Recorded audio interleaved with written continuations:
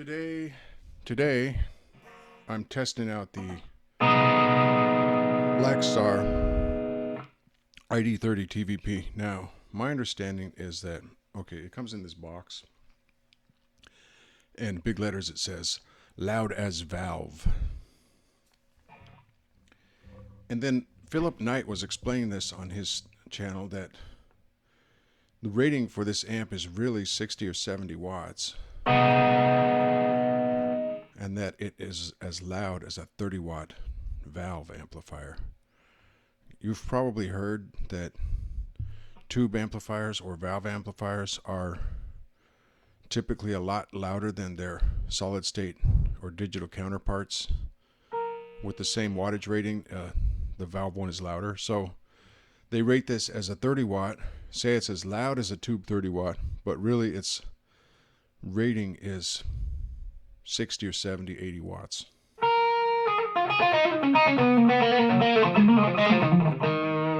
So I'm on overdrive 2.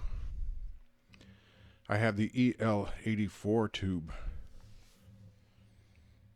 I'm on manual settings. I'm not into their presets or anything. I want to try to dial in what it is I want. Now this is a humbucker sized P90 that I installed in a Davison. The circuit is a .047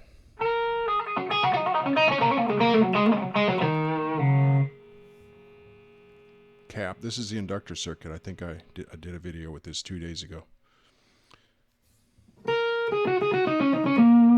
As far as the tone circuit, it's a inductor and then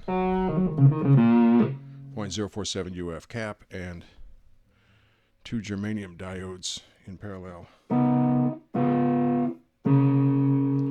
Now I can hear the diodes over here.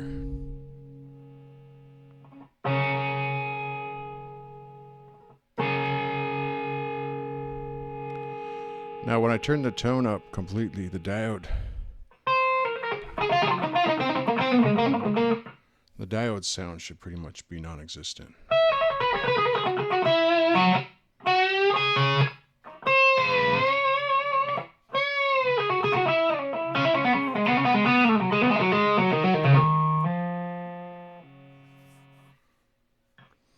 I think the gate is on.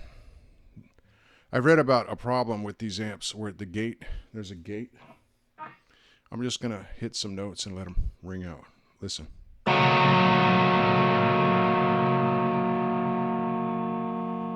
Right?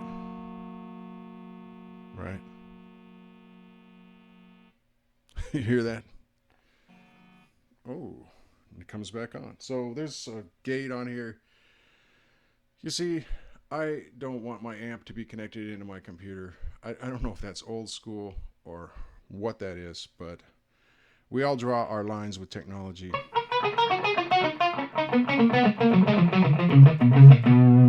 And for better or worse,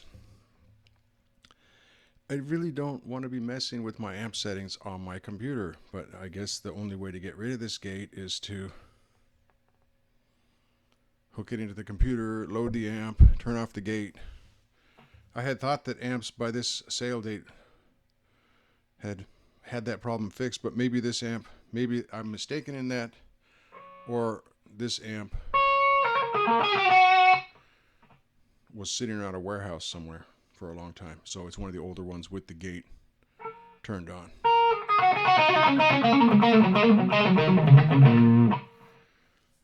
How does this amp sound? I'm going to go right ahead and say, okay, this was only 300. So, you know, it's just a pretty good amp, right? And I like the sound of solid state in a recording in particular. I think, like I said in another video, without doing a blind test, I do believe that I can tell the difference.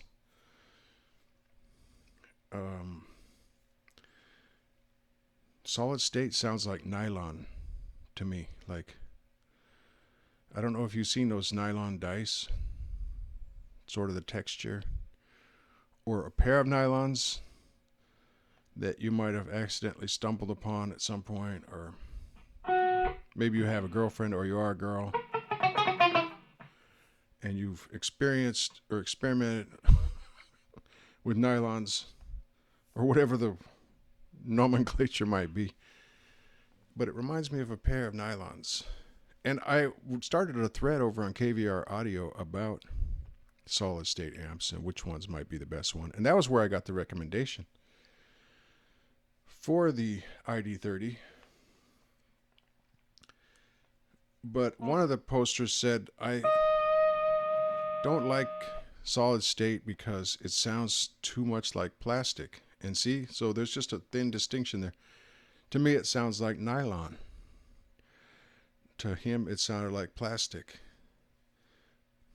But yeah, I like these, particularly in a recording. Actually, standing here in the room, I'm getting the same problem as I had with the PV Cleans in particular on the Bandit over here, right? The attack is just so piercing.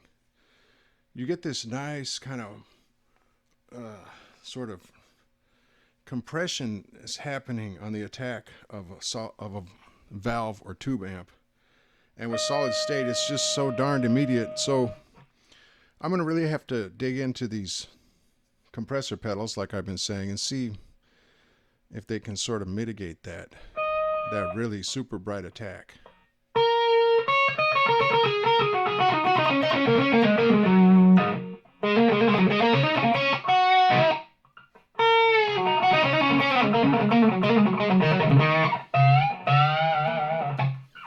Yeah. So that's the OD2. We can try another tube here. You know, that there was the 6V6 tube. I was mistaken. So let's go to the EL84. This is the drive OD1 setting with the EL84 tube.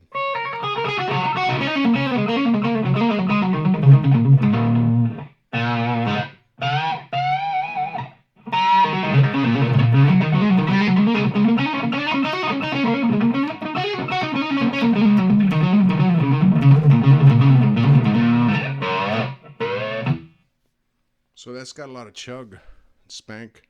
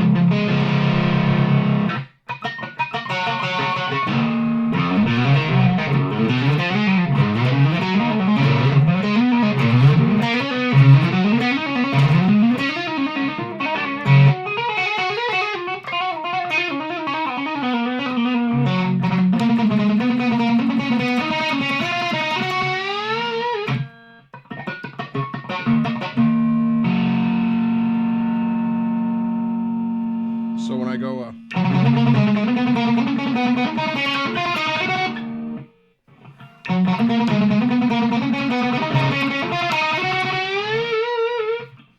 it's a little bit too much for the poor G string, and then it ends up flat.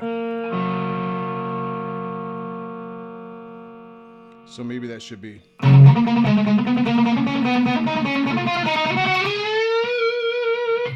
You know, slide up to the A instead of bending the G to B. Slide up to A and bend A to B.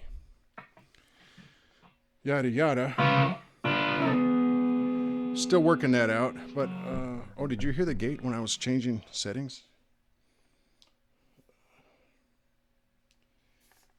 So.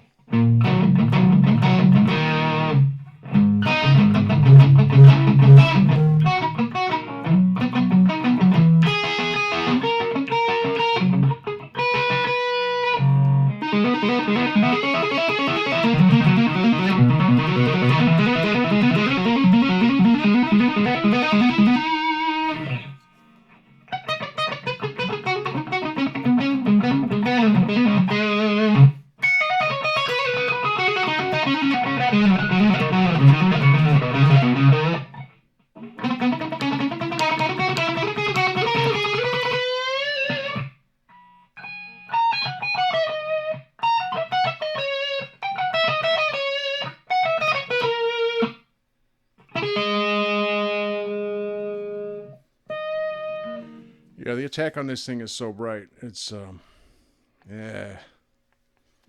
Maybe it's just a grand experiment. I wanted to like solid state. Of course, technically, this is not solid state. The PV, to my understanding, is solid state. There's no, that is to say, there is no analog to digital, digital back to analog conversion going on in there. This one actually has converters. This Blackstar. So technically, it's a modeling amp, would be my understanding. It's supposed to be one of the better ones. Let's try the cleans just for grins.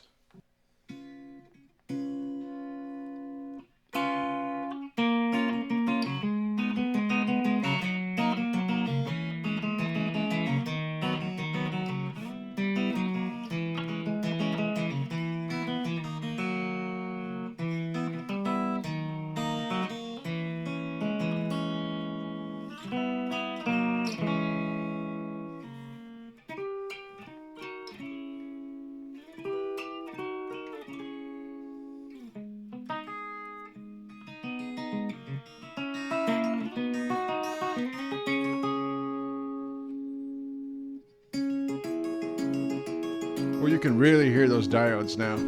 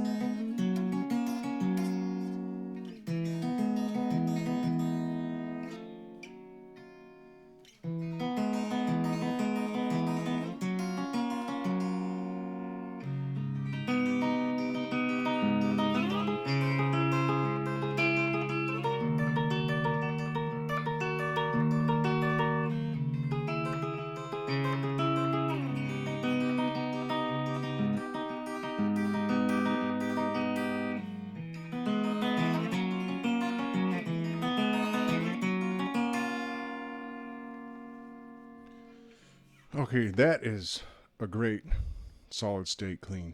That is, I like that. Now the volume went down. So, even so.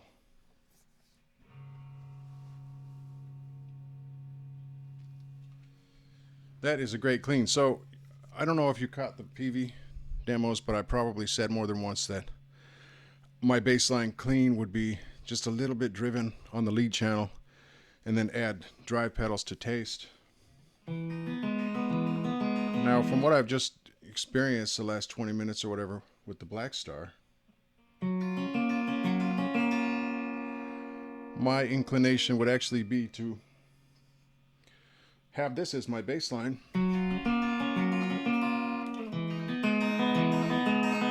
Because that attack is not like like it was on the PV. It's not ice pick in my ears time. It's actually nice.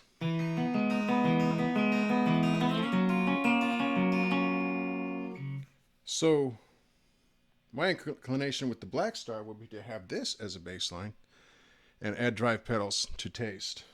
Let's go back to a drive channel and see. I'm going to see if I can get something that I like here. I don't know why they would put a gate on here. Come on. Okay, that's KT88.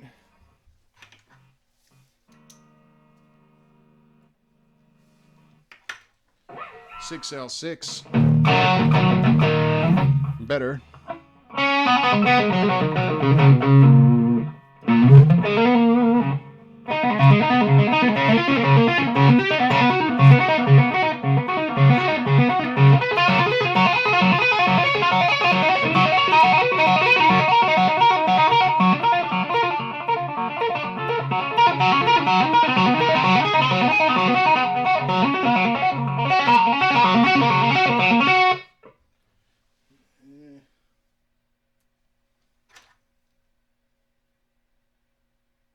DT66. Let's try, okay.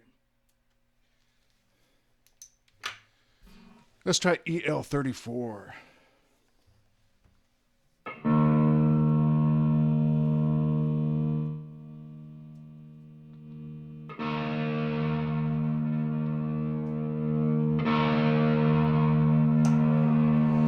Okay, so I added more drive, less main volume.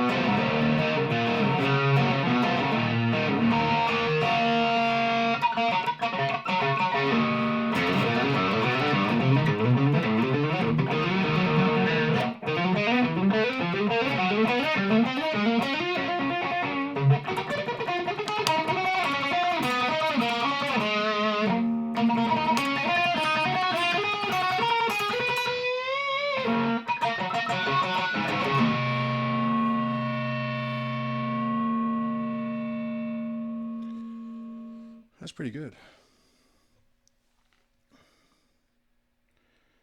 But I'm going to tell you again, like I told you with the PV, I liked the mono price. I keep getting back to that. You know why? Because it's $200 on sale. It's $199. Okay, so this is another, I gotta go to work, but there was some stuff I wanted to say. Let's see. I sold off all those guitars. The metallic blue monoprice Retrovision, I just didn't think it was as good as the black one. And it goes back to that thing of when the guitars come out of the factory, they're a mixed bag. The California Classics, I loved them, but I didn't really miss them. For Strat style guitars, I actually missed that Reville. It was actually a Rev. It was an older, when they were still Rev. That Strat. It was more traditional. It had the 21 frets. The pickups sounded great. RPM 100M. I also missed the Reville RPT 199, the Tele, with a little bit of semi-hollow, you know, the open F hole here. That was sweet. The Maverick, the Reveal Maverick, I loved that guitar, but it didn't fit my body. It was hard to play. There's probably not a lot of guitars that really fit my body at this point. No, but that one was in particular kind of stood out. It's like after a while, I just realized, hey, this isn't working. Still loved it. I missed the G&Ls. Probably missed that Dan Electro. Those lipstick pickups were sweet, man. And I basically traded that for a full tone OCD.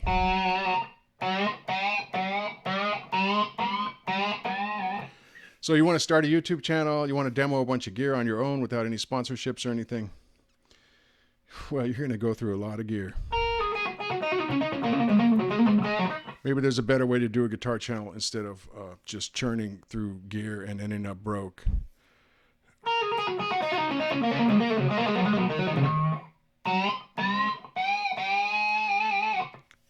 Okay, so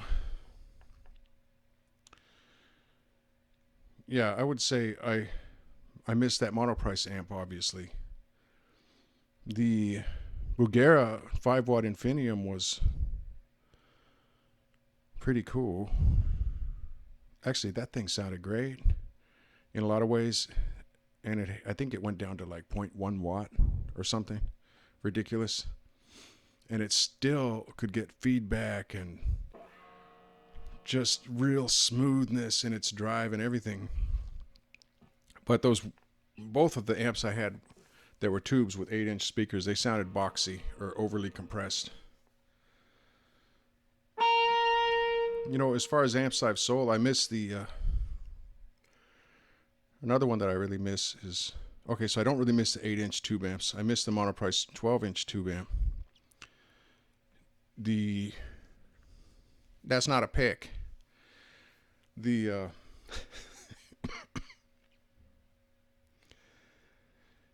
I miss the Fender Champion 40. You can hear that gate here.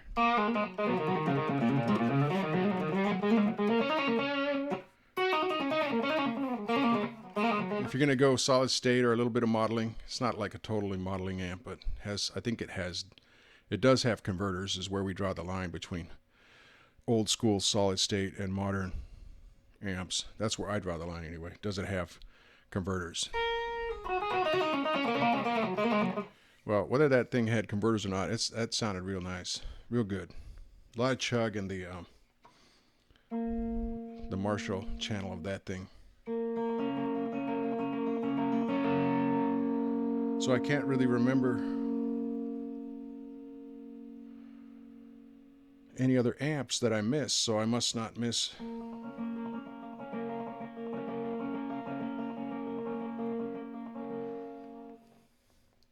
I probably didn't sell a lot of amps. I've still got a monoprice 40 watt, which, by the way, I think sounds good, but it doesn't get very loud.